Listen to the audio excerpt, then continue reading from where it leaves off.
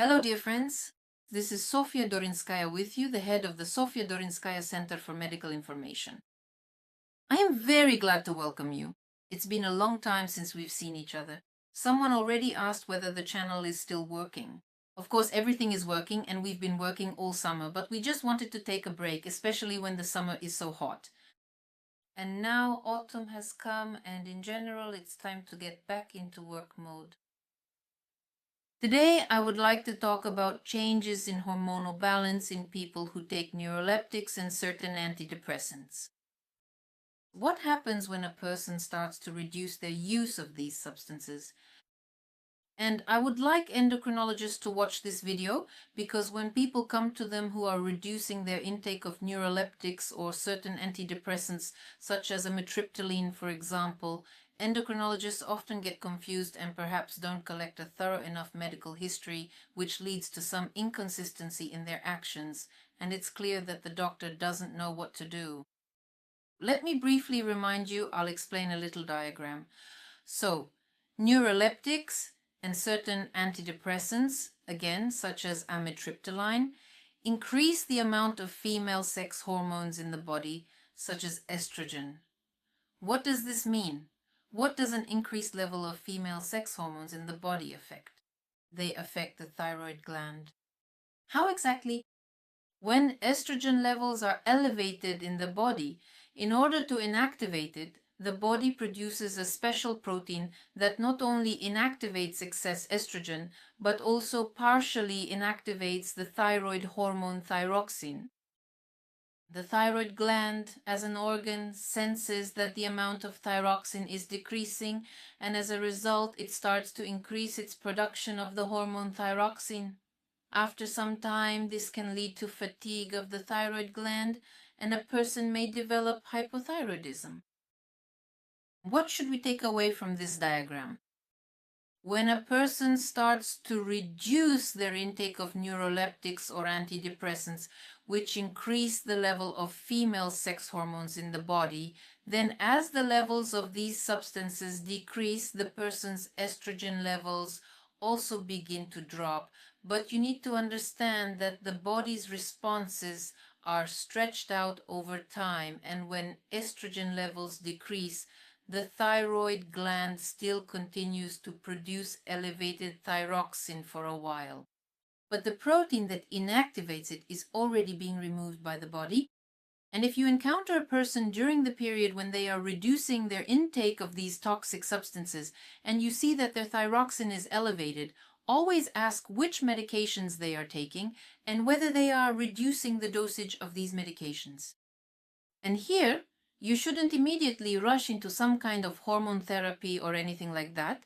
Instead, you simply need to invite the person for thyroid hormone tests every 7 to 10 days. And you will see that after some time, the thyroid hormone levels will begin to return to normal. People who are in the process of reducing neuroleptics or antidepressants, and you are getting tested for thyroid hormones. Oh, the horror! My thyroxine is elevated. You just need to know that you are in that very period when the body is starting to bring these hormones back into balance. But I'll say it again, the body needs time for this. Of course, you need to see an endocrinologist, and a doctor should monitor this situation, because if taking such serious toxic substances as neuroleptics or antidepressants has already caused damage to the organ, then of course specific treatment is required. At this point, there's no way around it. There's also a small nuance. Why can the level of estrogens increase in a person's body? This happens with iodine deficiency. When there is an iodine deficiency, estrogen levels rise, and this whole mechanism starts to work, right? And at some point, a doctor may notice that a person has a high level of thyroxine, meaning they have hyperthyroidism. And what do we encounter regularly? That endocrinologists strictly forbid people with hyperthyroidism from taking iodine. In principle, the logic is clear, but here it's important to understand that the situation is most likely deeper than just an excess of iodine. And if you start doing more comprehensive tests, you will most likely find that the person, especially in Russia, actually has an iodine deficiency. And so a paradoxical situation arises. A person has hyperthyroidism as a result if we trace the chain all the way back of iodine deficiency. And the entry point is actually giving the person iodine. Yes, iodine supplements in order to regulate the system. Developing this logic further, I can assume that most likely antipsychotics and antidepressants lead a person to an acute iodine deficiency. That is precisely why the system starts to activate.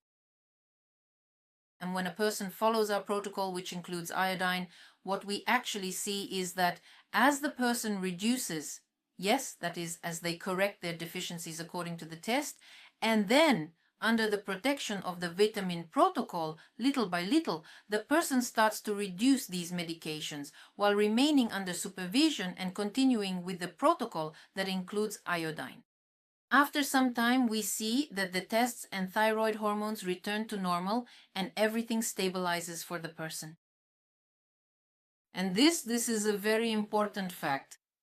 And again, I want parents to understand, especially those who are told that neuroleptics and antidepressants are medications that will help their children cope with inappropriate or problematic behavior, or that the child is autistic and this will somehow help their development.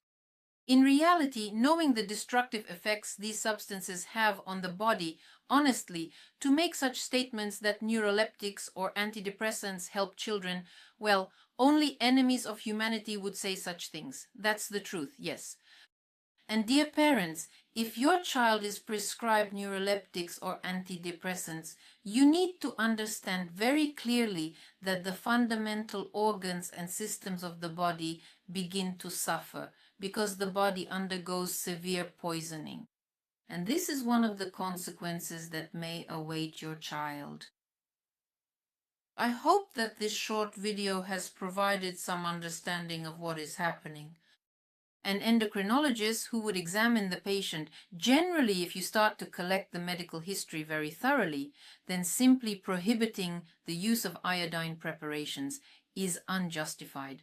The situation needs to be considered more broadly. It needs to be viewed in terms of pathogenesis, so to speak, and it is essential to pay attention to the side effects of the medications your patient is taking. This was Sofya Dorinskaya with you. All the best. Goodbye.